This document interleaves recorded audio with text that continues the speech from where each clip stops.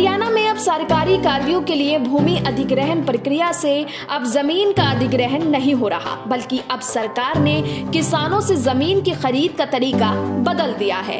इस काम के लिए सरकार ने ई भूमि पोर्टल की शुरुआत की है। इसके तहत अब एक ई भूमि पोर्टल बनाया गया है, जिस पर किसान कलेक्टर रेट व मार्केट रेट के अनुसार अपनी जमीन बेचने के लिए ब्यौरा डालते हैं। जमीन के खरीद फरोख्त में एग्रीगेटर भू मालिकों को सहमत करते हैं, तब जमीन खरीदी जाती है। अब सरकार ने कहा है कि कम से कम 100 एकड़ या उससे अधिक जमीन का एक चक तैयार करें और ई भूमि पोर्टल पर डालें। जैसे ही जमीन की अदायगी किसान को दी जाएगी, वैसे ही एग्रीगेटर को कमीशन भी दिया जाएगा। हरियाणा के सीएम मनोहर लाल खट्टर ने बताया है कि एग्रीगेटर को प्रति एकड़ पर 2000 रुपए का कमीशन दिया जा रहा है। ये अलग अलग जिलों के कलेक्टर रेट के अनुसार निर्धारित है। कलेक्टर रेट से ज्यादा है और मार्केट रेट से कम है, तो उसकी जानकारी भी संबंधित उपायुक्त को लिखकर दी जानी चाहिए।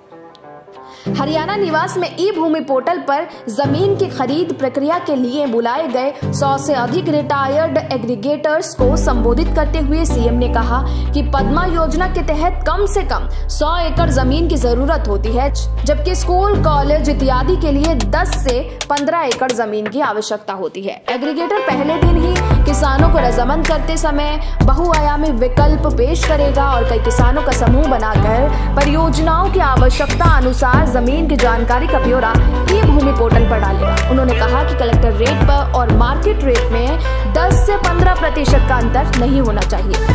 सरकारी विभाग के पास जहां जमीन उपलब्ध है, वहां सरकार एक विभाग से दूसरे विभाग में हस्तांतरित करेगी और आवश्यक हुआ तो खरीदेगी भी। ब्यूरो रिपोर्ट, फसल क्रांति न्यूज।